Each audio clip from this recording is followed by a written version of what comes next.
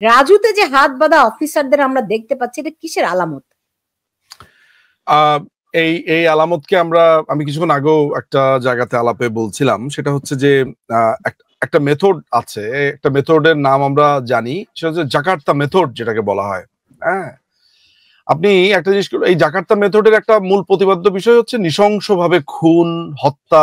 যখন কুয়ের মাধ্যমে যখন এগুলো করা হয়, তখন এই নৃশংসতার মধ্য দিয়ে একটা মেসেজ পৌঁছে, এক ধরনের ফিয়ার, কালচার অফ ফিয়ার এটা তৈরি করা হয়, এই মেসেজটা পৌঁছে দেওয়া হয়।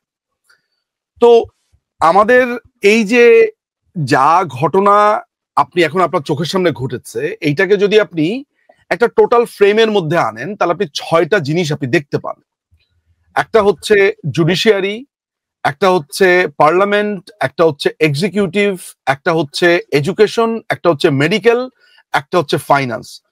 অর্থাৎ একটা রাষ্ট্র যদি এরকম 6টা খুঁটির মধ্যে দাঁড়িয়ে থাকে, মানে মোটা দাগে দাঁড়িয়ে থাকে, সেনাবাহিনীকে যদি আপনি এক্সিকিউটিভের মধ্যে বিবেচনা করেন, তাহলে আপনি লক্ষ্য করে দেখবেন যে এই 6টা খুঁটিকে কিভাবে সিস্টেমেটিক্যালি এবং ওয়াইড স্প্রেড, এইটাকে, যদিও এই সিস্টেমেটিক্যালি এবং ওয়াইড স্প্রেড দুইটাই নেওয়া হয়েছে ক্রাইমস এগেইনস্ট হিউম্যানিটির এলিমেন্টের জায়গা থেকে, আমি আসলে পিক করেছি যে এই 6টা খুঁটিকেও ঠিক একইভাবে সিস্টেমেটিক্যালি ধ্বংস করে দেওয়া হয়েছে। দেখেন, পুলিশকে যখন 3200 পুলিশকে হত্যা করা হয়েছে, আপনি খেয়াল করেছেন যে পুলিশের মধ্যে একটা এলিয়েনেশন আছে, যেটা পুলিশদের নিজেদের ভাষাতে হচ্ছে বিচ্ছিন্নতা বোধ। অর্থাৎ যদি অমুক সাব ইন্সপেক্টরকে হত্যা করা হয়, তমুক থানার সাব ইন্সপেক্টর এটা নিজের কাঁধে এসেছে বলে মনে করে না। এই যে মনে না করার যে কালচার, এই যে অ্যাবসেন্স অফ ব্রাদারহুড, এইটা পুলিশের মধ্যে কবে থেকে চর্চা হয়েছে, কিভাবে চর্চা হয়েছে, সেই প্রসঙ্গে আমি যাবই না। এটা একটা দীর্ঘদিনের কালচারের মাধ্যমে এটা হয়েছে। তার মানে হচ্ছে যে পুলিশের মধ্যে ব্রাদারহুড জিনিসটা একেবারে কমপ্লিটলি গন। ফলে পুলিশের 3200 মানুষকে হত্যা করার মধ্যেও পুলিশ ওই যেই পেটাচ্ছে সেই পেটাচ্ছে, মারছে, তাদের মধ্যে কোনো প্রতিবাদের কিছু দেখছি না। কিন্তু আমি আর্মির ক্ষেত্রে, আর্মির একটা কাক স্বভাবের কথা আমি বলি। কাক স্বভাবটা কি জিনিস? একটা কাক যদি মারা যায়, তাহলে দেখবেন সারা তল্লাট থেকে কাক এসে কাকা করে ওই কাকের জন্য। হ্যাঁ, সেনাবাহিনীর ক্ষেত্রে এই ব্যাপারটা ছিল। আমরা সাম্প্রতিক সময়ও দেখেছি যে সেনাবাহিনীর একজন অফিসারকে মেরে ফেললে, একজন অফিসার আক্রান্ত বোধ হলে সারা বাংলাদেশে কিরকম ভাবে একটা পাল্টা প্রতিরোধের আমরা দেখতে পেতাম, এবং সেনাবাহিনীর কাছে কেউ অ্যাটাক করেছে, মেরেছে, এই জিনিসগুলো আমাদের কাছে অলিকি মনে হতো, কারণ তাদের ব্রাদারহুড এগুলো খুবই স্ট্রং, কারণ একটা ব্রাদারহুডের মধ্য দিয়ে তাদের চলা। খেয়াল করে দেখেন, যদি আমি আইসিসিপিআরও যদি ধরি, international civil and covenant rights, political rights, blah blah blah, যেটাকে সংক্ষেপে আইসিসিপিআর বলে, আমি বাংলাদেশের সংবিধান এবং আইনকে বাদ দিয়েও যদি ধরি, তাহলে প্রিজাম্পশন অফ ইনোসেন্স হচ্ছে আইসিসিপিআর এর একটা সবচাইতে বড় একটা উপাদান।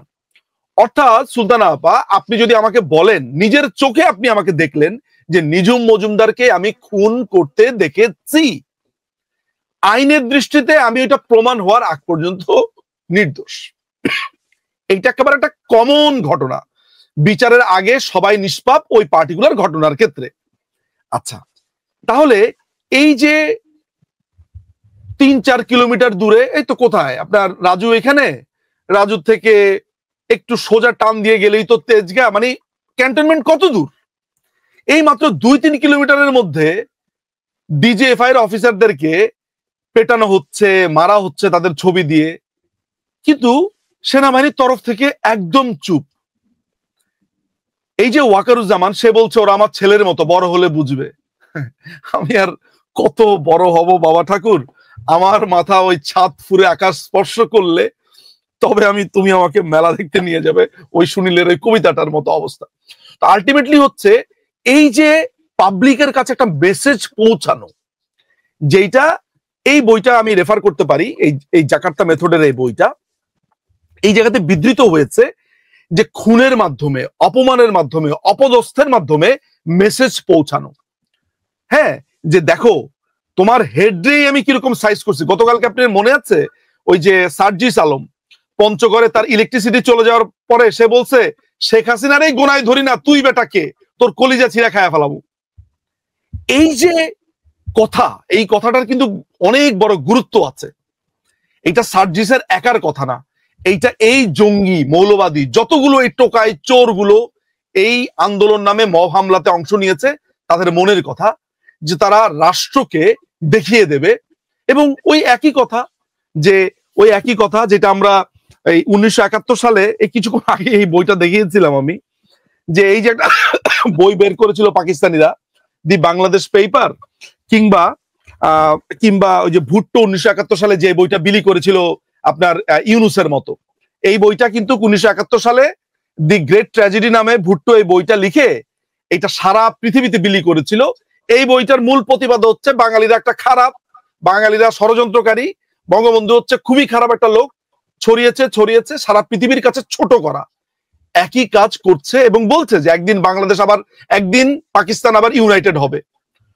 তো এই সেনা প্রধানদেরকে বিচারের আগেই দোষী সাব্যস্ত করে ফেলা, তাদেরকে অপরাধী বলে সমাজে চিহ্নিতকরণ, এবং এই বিচার জামাত শিবিরের যেই অ্যাক্টিভিস্ট ছিল তাজুল ইসলাম 1998 সালে, যার বিরুদ্ধে একটা মার্ডার কেস আছে রাজশাহী ইউনিভার্সিটিতে, ক্যাডার ছিল সিরাজুস সালেহিনের একজন অন্যতম ক্যাডার এই তাজুল ইসলাম, তাকে দিয়ে বিচার একটা বড় ধরনের মেসেজ। আপনি বাংলাদেশে আর কোনো লয়ার পাইলেন না, আর কোনো আপনার লোক পেলেন না যে আপনার তাজুলকে এনেছেন। তাজুলকে পিক করা হয়েছে। কেন পিক করা হয়েছে? মুক্তিযুদ্ধের যে অসমাপ্ত কাজ পাকিস্তানিরা করতে পারেনি, যেই দুইটা বই দেখালাম, যে একদিন আমরা আবার একত্রিত হব, ওই জুলফিকার ভুট্টো কিংবা টিক্কা খানের ভবিষ্যৎবাণী, সেটা সফল করবারই একটা মিশন। ফলে সেনাবাহিনীর অফিসারদেরকে অপমানটাকে আপনারা এইভাবেই দেখতে হবে যে এটা fear of, culture of fear, এটাকে গ্রো করবার একটা মিশন। That's it. জি, মঞ্জুরুল হক, আপনার কাছে কি মনে হয় যে দেখুন এই যে সাবজেল ঘোষণা করা হয়েছে ক্যান্টনমেন্টের ভেতরের একটি ভবনকে, এটি কি ডক্টর ইউনূসের একটি পরাজয়? মানে এর মধ্যে দিয়ে আমরা বুঝতে পারছি হয়তো সেনা সদস্যদেরকে পুলিশি হেফাজতে দেয়া হবে না, তাই তো?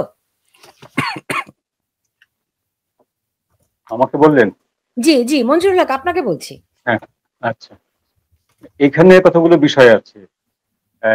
প্রথম বিষয় হচ্ছে যে যখন এইটি আপনার জারি করা হয়, এই যে ওয়ারেন্টটি যখন জারি করা হয়, তখন সেখানে স্পষ্ট করে ওই ওয়ারেন্টের আগে একটি সংশোধনী আনা হয়েছে। এই আন্তর্জাতিক অপরাধ ট্রাইব্যুনালে সেনাবাহিনীর বিচার করা হবে বা সেনাবাহিনীর চাকরিরত লোকদের বিচার করা যাবে, এই মর্মে কোনো কিন্তু ক্লজ ছিল না। একটি ক্লজ কিন্তু এখানে আনা হয়েছে। তো সেই ক্লজটি হচ্ছে ধরেন আপনার যে ট্রাইব্যুনাল আইনের 1973-এর আইনের 20/C, এই আইনটি সংশোধন করা হয়েছে যে এখানে এই ট্রাইব্যুনাল ইচ্ছা করলে চাকরিরত সেনাবাহিনীর সদস্যদের বিরুদ্ধেও তারা ওয়ারেন্ট ইস্যু করতে পারে এবং তাদেরকে সাধারণ আইনে, সাধারণ আদালতে বিচার করতে পারে। এখন এই বিচারের বিষয়ে দুইটি ভাগ স্পষ্ট আছে। সেনাবাহিনীর যারা এক্সপার্ট তাদের কেউ কেউ বলেছেন যে সেনা সদস্যদের যে বিচারের পদ্ধতি, যে কোর্ট মার্শাল, সেই কোর্ট মার্শালের বাইরেও সাধারণ পাবলিক কোর্টে এদের বিচার করা যেতে পারে, কিন্তু সাধারণত সেনাবাহিনীর কোনো সদস্য কোনো অপরাধ করলে সেই বিচারটি করা হয় সেনাবাহিনীর অধীনস্থ যে ট্রাইব্যুনাল, সেখানে সেটি হচ্ছে কোর্ট মার্শাল। সেই কোর্ট মার্শালে আনতে গেলে ধরুন আপনি পাবলিকলি আপনি মামলা করেছেন, সেই ব্যক্তিটিকে ওই আদালতের কাছ থেকে অনুমতি নিয়ে কোর্ট মার্শালে নিয়ে আসতে পারে। এই যে একটি বিষয়। দ্বিতীয় বিষয় হচ্ছে যে এই সেনাবাহিনীর যে সদস্যরা 5ই আগস্টে সরাসরি ইউনূস সরকারকে বা এই জামাত শিবির এদেরকে সমর্থন করেছে, এই ষড়যন্ত্রকারীদেরকে সমর্থন করেছে, তারা ধরেই নিয়েছিল যে অন্তত এদের কাছ থেকে কোনোদিনই আমাদের কোনো রকম কোনো সমস্যা হওয়ার কথা না। আমাদের সমস্যা হবে যদি এই আবার প্রাক্তন সরকার আওয়ামী লীগ ফিরে আসে, তাহলে আমাদের সমস্যা হতে পারে। কিন্তু যাদের হয়ে তারা কাজ করেছিল তাদের কাছ থেকে এই ধরনের সমস্যা আসতে পারে এটা যদি তারা আগে থেকে জানতেন, তাহলে সম্ভবত তারা কোনো পূর্ব প্রস্তুতি নিয়ে রাখতেন বা ব্যারিয়ার দেওয়ার চেষ্টা করতেন। তারা কিন্তু এটা গুণাক্ষরেও বুঝতে পারেন। তো এখন যেমন ধরুন যে ইকবাল করিম ভুইয়া সাহেব শেখ হাসিনা আমলের সেনাপ্রধান ছিলেন। তিনি তার অধীনস্থ অনেকেই হচ্ছে এই তথাকথিত আয়নাঘর এইসবের হোতা। তো তিনি হচ্ছেন আপনার গুম কমিশনের যে সবচেয়ে বোল্ড সাক্ষাৎকারটি দিয়েছেন এবং তিনি বারবার করে একটি জিনিস এস্টাবলিশ করতে চেয়েছেন যে এদেরকে অবশ্যই বিচারের আওতায় আনতে হবে। অর্থাৎ এই বিচারের ব্যাপারে সবচেয়ে বেশি আগ্রহী হচ্ছে তাজুল ইসলামের চেয়েও বেশি আগ্রহী হচ্ছে এই এই সেনাপ্রধান, প্রাক্তন সেনাপ্রধান। কারণটা কি? কারণটা যাই হোক, আমরা সেই জায়গায় যাচ্ছি না। এখন এই যে দুইটি ধারা, একটি ধারা বলছে, সাধারণ আইনজীবীরা বলছে যে এটা সাধারণ আইনেও বিচার করা সম্ভব। একটা জিনিস খেয়াল করবেন, এখানে ও প্রত্যয় যুক্ত হচ্ছে, সাধারণ আইনেও বিচার করা সম্ভব।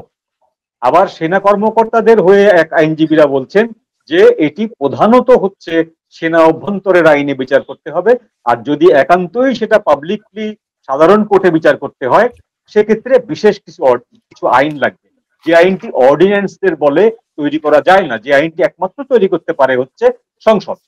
সংসদ যেহেতু এখন নেই, এখন দেশ চলছে হচ্ছে অর্ডিন্যান্সের উপরে। এখন কি হতে পারে? এখন সেনাবাহিনীর সামনে তিনটি পথ খোলা। তারা প্রধানত 54 জন ব্যক্তিকে হাতকড়া পরিয়ে ট্রাকে করে পুলিশ নিয়ে যাচ্ছে, তারা এই দৃশ্য সহ্য করতে পারবে না। যেটি নিজুম মজুমদার একটু বললেন যে সেনাবাহিনীর যে ব্রাদারহুডটি আছে, তাদের ভেতরকার যে বন্ডিংটা, একজনের জন্য আর একজনের যে উদ্বিগ্ন হওয়া বা একজনের খুশিতে আর একজনের খুশি হওয়া, এই যে বন্ডিংটা, সেই বন্ডিংটার কারণে এবং চেইন অফ কমান্ড যেন ভায়োলেশন না হয়ে যায়, চেইন অফ কমান্ড যেন ভেঙে চুরে না পড়ে। সেনাবাহিনীর চেইন অফ কমান্ড ভাঙলে সেনাবাহিনী আর আনসারের মধ্যে বা পুলিশের মধ্যে বা পাড়ার মাস্তানের মধ্যে কোনো পার্থক্য থাকে না। চেইন অফ কমান্ড হচ্ছে সেনাবাহিনীর সবচেয়ে স্পর্শকাতর জায়গা। তো সেই চেইন অফ কমান্ডটি ভেঙে যাবে যদি এই 54 জন ব্যক্তিকে বা 30 জন বা 24 জন ব্যক্তিকে কোর্ট হাজতে তুলে নেয় হাত করা। সেই জন্য সেনারা কি করলেন, আগাম একটা ব্যবস্থা নিলেন, তাদেরকে হেফাজতে নিলেন। এটাকে জেলও বলছেন না, এটাকে গ্রেপ্তারও বলছেন না, এটাকে বলছেন তারা সেনা হেফাজত। হেফাজতে নিয়ে কি করলেন, তারা নিজেদের ভেতরেই একটা জায়গায় রাখলেন, তাদের পরিবার থেকে আলাদা করে। সেটিকে বলা হচ্ছে এখন সাব জেল।